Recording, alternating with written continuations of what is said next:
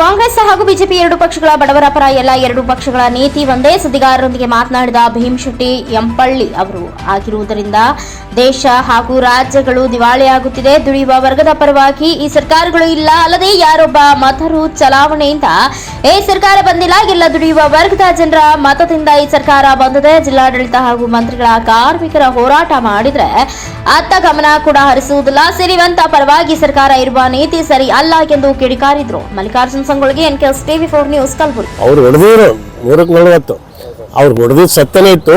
ಇವ್ರನ್ನು ಕೂಡ ಅವ್ರು 40 ಹೊಡೆದ್ರೆ ಇವ್ರನ್ನು 40 ಹೊಡೆಯೋರು ಯಾರು? ಇವರೇನು ಸತ್ಯ ಹರಿಚಂದ್ರ ಅಲ್ಲ. ಇವತ್ತು ಈಗಾಗಲೇ ಕೆಲವೊಂದು ಜನ ಆತ್ಮಹತ್ಯೆಗಳು ಗುತ್ತಿಗೆದಾರ ಆತ್ಮಹತ್ಯೆಗಳು ಪ್ರಾರಂಭ ಆಗಿದೆ. ಅದ್ರ ಬಗ್ಗೆ ಸರ್ಕಾರ ಗಮನ ಹರಿಸಬೇಕು. ಸುಮ್ಮನೆ ನಾವೇ ಎಲ್ಲ ಭಾಳ ಒಳ್ಳೆಯ ಸರ್ಕಾರ ನಡೆಸಿದೇವಂತಲ್ಲ. ಬಡವರ ಪರವಾದಂಥ ಸರ್ಕಾರಗಳು ಇವರಲ್ಲ. BJP ಇರಲಿ, ಕಾಂಗ್ರೆಸ್ ಇರಲಿ, ಇಬ್ಬರದು ನೀತಿ ಒಂದೇ.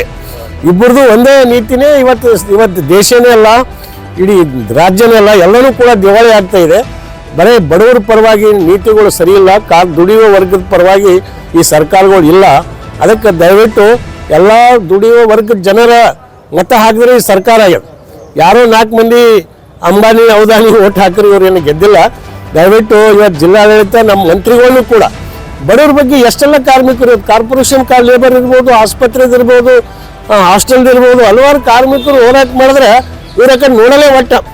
ಇವ್ರು ದೊಡ್ಡ ಮಂದಿ ಮಾಡಿದ್ರೆ ಈ ಜಿಲ್ಲಾಡಳಿತ ದೊಡ್ಡ ಮಂದಿ ಶ್ರೀಮಂತರ ಪರವಾದಂಥ ಸರ್ಕಾರಗಳು ಅಂತ ಹೇಳಿ ಈ ನೀತಿ ಸರಿಯಲ್ಲ.